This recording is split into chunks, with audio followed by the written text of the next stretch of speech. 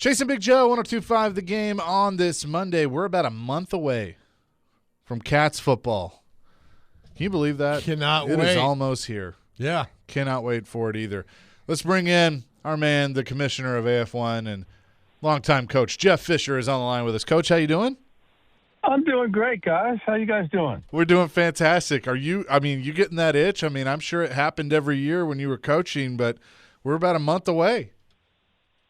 It's a different itch, but it's still you still want to scratch here and there. But yeah, I'm really excited about it. We've had a great off season of change, and in addition to that, the league has had a great off season. So we're especially looking forward to this year. I keep saying, well, this is year zero, but this is going to be different, especially considering the fact from a Cat standpoint that, we're going to be just inside of an hour up north. And, things are going well up there as we've periodically talked about. But, tomorrow, St. Patty's Day, we're going to have a little get-together. And then Wednesday, our single game tickets go on sale. And, we're putting them on sale intensely because we're exactly a month away from our home opener. So, what is going to take place tomorrow? I know you got a special event going on. We do. We got all the season ticket holders, that joined our organization, 6 to 8 weeks ago, are all invited back for, just kind of a little get together. We're going to have Coach Arbet up there with a question answer, and a lot of other people in the organization. So, and then of course we're extending the opportunity for them to go ahead and get a head start on the single game tickets. And now that the schedule has been, solidified and everything. So we'll be talking about that, and, just a lot of good stuff going on with the league. And do I understand a uniform unveiling? Is that what I'm told? There will be yes, that's correct. There will be uniform unveiling, slightly different logo changes, as there always are. But, we got we don't have players, walking up and down a walkway, but we're gonna present them to the season ticket holders, and then of course the merchandise will go on sale, shortly after that. Oh, I love it, Coach. Let me ask you this, Coach. Why is this working so well? Why is there all this excitement and this buzz that's around what you guys are doing with the city of Clarksville and this football team? Because there's a lot of good buzz right now about what you guys are doing. Well, I think just because we've been able to, we had a good start up in Clarksville, and we've got great partners up there, great partners with F&M Bank Arena, and their participation with respect to sponsorships, everything going on with the base, and then the community. I mean, we got great support from a mayoral standpoint in Montgomery County, and we just got people that want to be a part of it. They want to, last year you guys were there. You guys were a big part of what happened, the success train that took off regarding the last home game, and then not knowing. Prior to kickoff of the last home game, that we would be coming back the very next week for the first round of the playoffs. It was amazing. I want to thank you guys. I mean, you guys were extraordinary for us, and we're a big part of that. And for the local listeners here, I mean, you guys are reaching Clarksville and well beyond. So you guys were a big part of it. What's it like now that you're fully settled as the commissioner of AF1? What's the biggest thing you had to learn about being a commissioner of a professional sports league? Well, it was the first thing, it kind of just fell in my lap. I got in there, I was trying to help 2 years ago, and things were totally misguided and misrepresented, and it wasn't fair. It wasn't fair to those teams that have been in the league, and the small market teams, the Salinas and the Southwest Kansas, and all those markets. And so I just felt bad for the fan bases, and so I just wanted to help. And so you get to know ownership. We've got new teams this year. We've got a Northern Kentucky, and we got a Michigan, and we got a Minnesota team, and a team in Beaumont, and so you get to start over with these ownership groups, and it's just been really fun. And on top of that, I'm a year ahead right now. because we're going to expand and next year we'll have more teams and, there's just a lot of opportunities out there from a sponsorship, a league sponsorship standpoint. And then we got some big time announcements here coming over the next few days. And I think that'll also answer your question. Coach Jeff Fisher is with us. And again, a big event tomorrow in Clarksville at Strawberry Alley Ale House there in Clarksville. So looking forward to that. I know you were at the Titans event last week where they did the rebrand and the unveiling. What'd you think of the new threads for the Titans? Well, I think it's a great taste. I mean, I love the historical flair, and because that's where it started, and so there was a lot of enthusiasm. I guess more importantly than just the uniforms and all that kind of stuff. They're going to take off. You got new merch, you got all that kind of stuff. But then I got to see some of the old guys, Javon Purse and. Michael Griffin, and then, of course, D. Mace and Blaine and the guys were there. So it was really fun reaching out. And Amy's very, very excited about what's going on here in town. It's interesting when I saw it, and the indication was they were going to go back to the lighter blue and kind of an Oilers type feel that, and I know there were some people around here that maybe didn't love that because it wasn't Titans, but I thought they did a really nice job of bringing both together. You represented both. You coached the Oilers, you coached the Titans. So for you, does this feel like the perfect marriage of both the past and the future? Yeah, it does. I mean, it was interesting, when I arrived at the event, the number of people that were in Oiler. Yeah.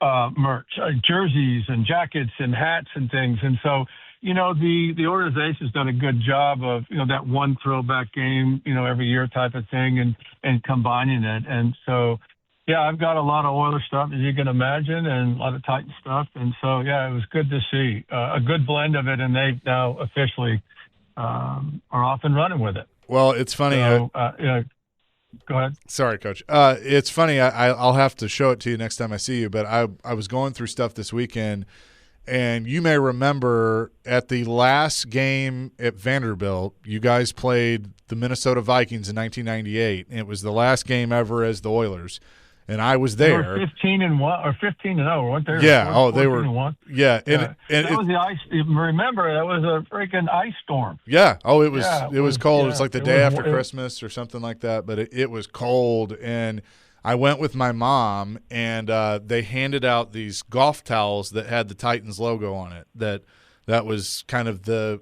final game as the Oilers, and then the transition. So I still have that. And I found it over the weekend and kind of had some nostalgia since that logo has now since been retired. But obviously a lot of special times with it. Yeah, there was. I mean, hang on to it.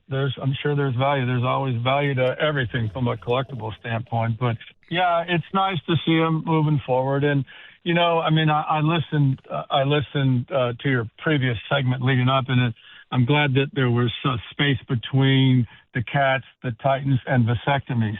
I'm glad that we got that separation there. I appreciate that. And then I heard you make reference to the off season and off season moves and things like that. And I just want to, before we run out of time, one of the, if not the top five, you guys decide what it is, but I think one of the best off season moves in the NFL outside of free agency is the coaching hires, and especially the coordinators.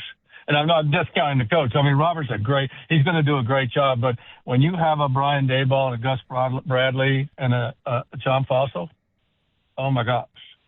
That counts as a handful of wins, because that's experience, that's teaching. It's different. And that's the one thing, aside from that top free agent that whoever's out there that they're going to go get, that to me was this off-season program might as well be over. Get ready for the draft, as far as I'm concerned, because that's one great move by the organization. Oh, I agree. I can't wait for Robert Saleh to chew some ass at camp, unlike the last few years when it was a daycare center over there. Let me ask you something, Coach.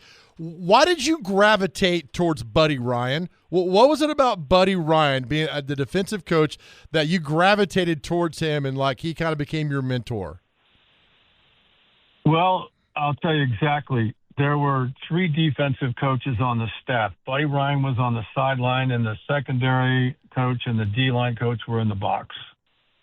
Can you imagine that? And so I'm a substitutional player. I played a lot of different positions. I went in as a corner. I was drafted a corner, by the way. So, I very quickly moved to safety. But I was playing all the positions and standing on the sideline and helping them with substitutions really since my rookie year and making corrections on the sideline. And so I was there, step by step with them. And boy, he'd fling those headsets off. And at that time, they weren't wireless. And man, it's dragging, and I'm carrying the headset, chasing him down the sideline while he's ripping people's ass. But I just got to know Buddy really well, and everybody did. I mean, Buddy was, he was just so roughly honest, and you knew exactly what he was going to say when you could anticipate it. But I learned so much from him, and in life you also learn how not to do things from people, and I did that as well. But